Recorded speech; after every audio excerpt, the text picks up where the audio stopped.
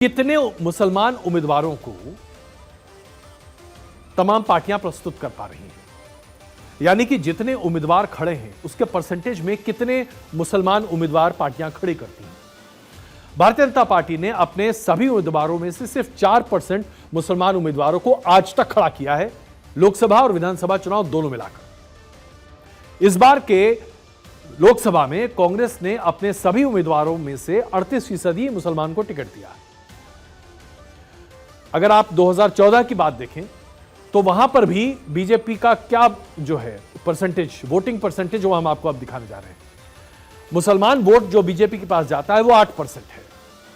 कांग्रेस के पास जो मुसलमान वोट जाता है वो 38% है, अन्य के पास 54% है। तो कुल मिलाकर देखिए तो बहुत ही अलग स्थिति है। इस लोकसभा के चुनाव में कांग्रेस पार्टी ने कितने मुसलमान उम्मीदवार उतारे हैं, अभी आपके सामने हम दिखा रहे हैं। 7, 300 प्लस उम्मीदवार थे कांग्रेस पार्टी के, सिर्फ 7 मुसलमान उम्मीदवार। समाजवादी पार्टी ने सिर्फ 4 मुसलमान उम्मीदवार उतारे, टीएमसी ने 5, आईयूएमएल ने 3, एमआईएम ने 1, नेशनल कॉन्फ्रेंस ने 2, अन्य के खाते में 2 मुसलमान उम्मीदवार। यानी कि मुसलमान उम्मीदवार उतारे ही नहीं जा रहे हैं मैदान में। जाहिर सी बात है, जब मुसलमान उम्मीदवार तय ही नहीं किए जा रहे पार्टियों के द्वारा तो क्या निकल कर आएगा, मुसलमान जीतेगा ही नहीं। यही वजह है कि आज 24 मुसलमान सांसद हमारे पूरे देश में हैं। अगर मैं इसको आबादी के अनुपात में यह आंकड़ा आपके सामने प्रस्तुत करूं तो आप देखिए किस तरीके से स्थिति उत्पन्न होती है। 2019 के लोकसभा चुनाव में विभिन्न दलों ने 115 मुस्लिम उम्मीदवार उतारे थे, 26 मुस्लिम उम्मीदवार जीत हासिल कर पाए। इस तरह के तमाम आंकड़े आपके सामने हैं।